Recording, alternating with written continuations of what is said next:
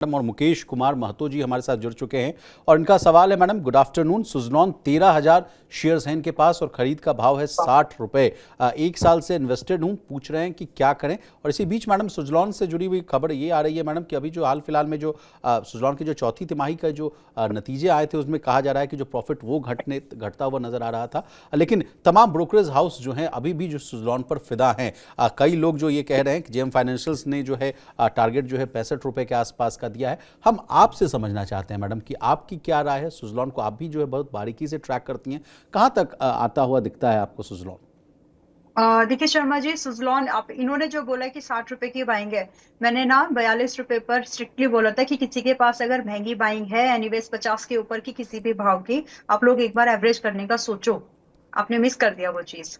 फिर भी 45 पे बोला था कि एवरेज करके चलिए। तो 60 रुपए का ही आपकी टारगेट है, तो 60 रुपए तो मतलब you can expect. But when you have waited for like another 1 year and so, तो 60 से 70 रुपए के टारगेट तो मैंने स्विंग ट्रेड के लिए दिए हैं। वो मतलब मोस्ट लाइकली है कि हमको अगले महीने जून में दिख जाए।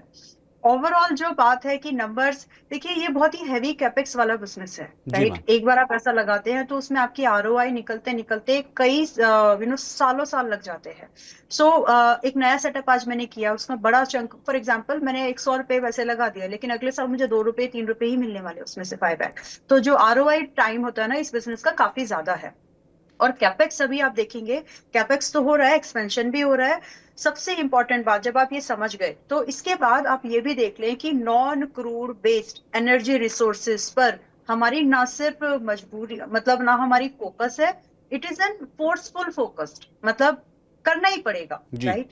तो जब आपके सामने सिचुएशन ये है, तो आपके सामने दाव, आप ठीक है, आप ये भी समझ गए कि government will try to push non crude based energy resources पर हमारा फोकस बढ़े। तो जी। उसमें दावेदार कौन कौन आते हैं? Well established. अभी आप प्रोडक्ट छोड़ दीजिए कि कौन कौन कंपनीज को जाने देते हैं, कौन कौन से रिसोर्सेज हैं। You have thermal, you have wind coal, you power. Have biogas, you have wind power and you have solar, right. जी अब देखिए कि इसमें से कौन कौन सी कंपनीज काम कर रही हैं। दैट्स वाई सुजलोन, एसजेवीएन जैसी कंपनीज जो हैं, एनएचपीसी जैसी कंपनीज जो हैं, इस समय फोकस पर है।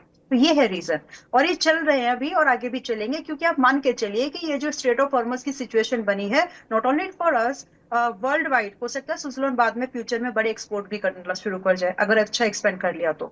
Not only for us, globally भी ये एक आई ओपनर की तरह सामने आई है कि भैया इतना भी डिपेंडेंट नहीं रहना है। वैसे चाइना बहुत समय से कर रहा है ये काम, बट फिर भी तो इसी तरह से आपको ये डिसाइड करना है कि क्यों स्टॉक चलेगा, इसका जवाब ये है। तो इसीलिए आई एम कॉन्फिडेंट, मुझे तो अच्छा लगता है ये काउंटर। 60 से 70 रुपए के टारगेट पहले 50 के थे जब जी। 35 36 पे रिकमेंड किया था, उसको रिवाइज किया है। तो 60 और 70 के टारगेट तो स्विंग ट्रेडिंग के लिए हैं, जो 1 से 2 महीने 3 महीने के टाइम पर आ जाएंगे।